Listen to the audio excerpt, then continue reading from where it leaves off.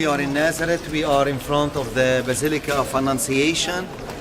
The church has been put down and demolished by the monks over here in 1960 because they decided that they want to build a big basilica on top.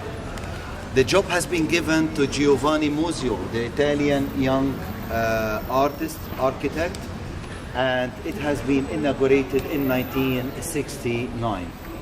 When they put down the old church, it was a very great opportunity to start excavating the whole area, and they found under the church caves full of marble pillars.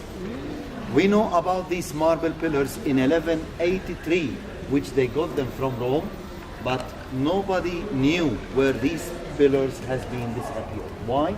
Because directly after 4 years from 1183 to 1187, Salah ad-Din, the Muslim leader, he conquered Galilee, and he used to confiscate the churches, turning them into mosques and steal all the marble and pillars. It seems to be these monks knew about this problem, and that's why they did not place them in the church, and they hide them in caves under the church. So it's about from 1183 to 1960, 800 years, nobody knew about these pillars, neither what happened to the monks at that time. They brought them out, they built this nice basilica on top, and then they just placed all these marble pillars in front of the house of Virgin Mary, which we are going to see it later on. From the love of Virgin Mary, every single nation gives a piece of art to place it over here, and every single one tries to show Virgin Mary that she looks like them. So if you look to the Ethiopian Virgin Mary, she is black skin. If you look to the Chinese, her eyes is drawn backwards. If you look to the Japanese, her head is very longitudinal, very wide, even she's wearing the kimono. If you look to the Filipinos, her nose is very big. So, yeah, so it's like taboo, you know. Every single nation tries to show that she used to belong to them and so on. If you look to the facade, Jesus on top, then the Archangel Gabriel announcing to our Blessed Mother, then the third line, the four evangelical Gospels with their sign, Matthew, Mark, Luke and John, the man, the lion, the bull and the eagle, and then the red line, Verbum caro factum est, the word became flesh, e habitabi in nobis, and dwells among us. Okay, now we are not going to enter, we are going to go from this section up directly to Mass, to the main altar, and afterwards we'll continue. Don't worry, you will miss nothing, okay? Please. You should know that when George is near, there is no fear. In order to rescue us, if that's what he had wanted to do, all right? I think every Christian, and probably a lot of other people who don't believe in Christianity, understand that God can do anything he wants, all right? God can do anything he wants at any time that he wants. But he chose in his master plan for salvation to come into the world through the womb of the Blessed Virgin Mary. And so, in so doing, it becomes fitting that we honor Mary's yes, we honor Mary's commitment, but we also recognize that in his plan, it always includes people. It always includes us. It includes us and our willingness to say yes, our willingness to cooperate, our willingness to be part of what he wants to do in the world. God truly can do anything he wants at any time. And trust me, I listen to people talk about things in their life all the time. And they will often say, why doesn't God do this? And just eliminate whatever challenge or difficulty is. Why didn't God do something else instead of allowing something else to happen? And that becomes the mystery of the life that we live on this earth. But the truth is that God in his plan for salvation, in bringing Jesus into the world and in becoming one of us, also in becoming one of us makes us part of the plan too. Makes us part of the plan. And in order for us to be part of the plan, we need to imitate the yes of the Blessed Virgin Mary. Mary, as we hear in the gospel, is not completely certain about what's going on. And I think at times we can sort of put Mary up in this pedestal and make her completely different from us. That somehow this must have been easy because she was born without sin. She was created without original sin. This must be easy because she's the mother of Jesus and she's got her place in heaven already. And the truth is, Mary was a created creature. Yes, she was created without sin, but that didn't absent her from all the struggles and the difficulties that every one of us experiences in life. Mary said yes in the midst of uncertainty. Mary said yes in the reality of mystery, and we're called to do the same thing. How many of us have been called to do things that maybe it didn't seem, gosh, do I really want to do this? Do I really want to do this? But we get the courage through the grace of God to say yes, even though we don't know exactly what's going to happen. All right? I will just give an example. All right, a little bit before we go to Cana. All of you who are married, could you predict exactly what happened in your marriages? Okay, probably not. All right. And I can say the same thing with my own vocation as a priest. All right, I could not predict. All right, I could not predict how it was going to unfold, but I knew that this is what God had asked me to do. It's a simple yes in simple ways in our everyday life that allow us, like Mary, to participate in God's plan for our salvation.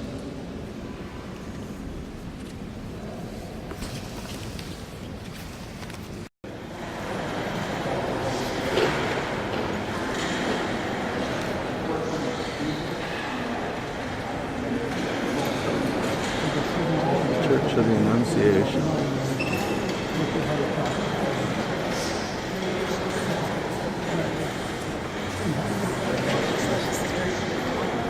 Yeah, all of the churches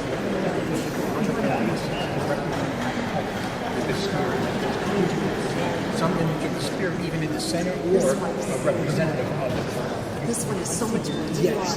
yes. The highest heavens and Okay, guys, don't forget things and please follow me. There is the sweater. Nation gave a piece of art. This is the Japanese behind you I talked about. You see, very simple, very nice. To the left, it is the Canadian. Can you guess which one is to the right of the Japanese one? Mexico, yes. And your piece is behind you. United Which States. This one right here is yours. This has been done by an artist from Pennsylvania, and he is the cousin of the designer Steve Madden. You know Madden for shoes? Okay. And okay, this is good love. I love this. That you didn't like the whole issue. According to his vision, that Virgin Mary is wearing the sun and flying over the constellations. Now, this has been done in the time where you had in the United States the Coca-Cola revolution in the 70s, when you switched from bottles to cans. We call it the Coca-Cola revolution. And, no, really. And the material of the dress of our Blessed Mother from the Coca-Cola material cans. Aluminum. And I don't know. No further comments. I think, ask our bishops to do something. and I think when you are desperate, in trouble, sad, upset, and you come across a picture, a statue of Virgin Mary, you just like a balloon. You just calm down. You feel you got peace while looking at Virgin Mary. But over here, if you are peaceful and you look, you will get irritated. It is just the opposite. The face doesn't look peaceful. Usually something else I want you to notice about, that every time sorry. Every time you see Virgin Mary in status pictures, her fingers are closed. It's like this. And when your fingers are closed, this is a peaceful sign. When we open our fingers, when you are upset, you want to fight, you open your fingers. And look, the fingers are open. And this is not a good sign. This kind, she is upset from something. She is, she's ready to fight. Who approved this church? What? Who approved? Yes. Whoever, I don't know actually, but whoever approved it, it was a very big. The first is the mikveh behind me. Mikveh, M-I-K-V-E-H. It's a ritual bath, and they supposedly dip themselves twice a day in order to purify their body. Second, the silo, which is to your left side. This is the entrance where they used to store their grains, dates, figs, honey, wheat, barley, everything.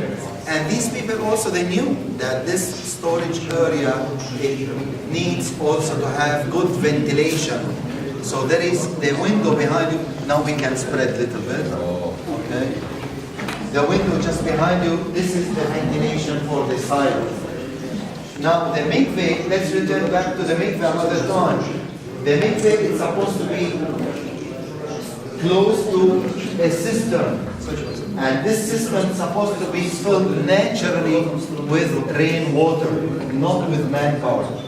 And to have a cord, a channel in between the mikveh and the cistern. Whenever the water is dirty, they buckle it, throw it away, uncork the cistern, fill up the mikveh another time, and use it until it's dirty again. And they should take into consideration that the water they should store, it's supposed to be enough for the whole year around. Yeah, because you cannot bring water from somewhere else. Okay? Now, according to the Bible, how many dreams Joseph had? What? 3. Can you name them? When he was told it's all right to go marry Mary. To take Mary because, yes, she did conceive without sin from the Holy Spirit. This is one. And they flee to Egypt Go to and then Egypt. return from Egypt. And back from Egypt. But Joseph did not return back to Jerusalem. He came to Nazareth. Why? Because he was afraid. Because Herod, when he died, and he had the dream to return back, his son took over. And he was afraid maybe the son still wants to do what his father wanted to do, to kill that kid. And that's why he did not go to Jerusalem, and he went and came over to Nazareth. Okay? Please. Let's. George, thank you. why is it deeper in that corner? This has been used as a baptismal font later on. Oh. Okay? Get closer to see the mikveh before you leave, and then we go to that corner. Going to talk about new things coming out about Mary Magdalene and so on. Look behind you guys. These are some of the ruins of the village. Virgin Mary's house behind the right wall, by the way, directly. And you will see the steps leading from here. When we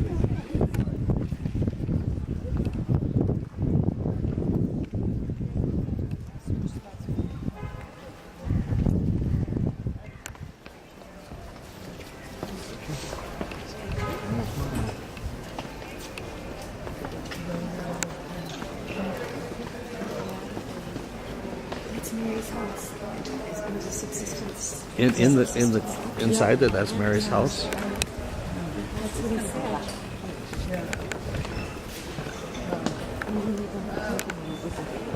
The house is gone. That was the foundation, where the foundation was.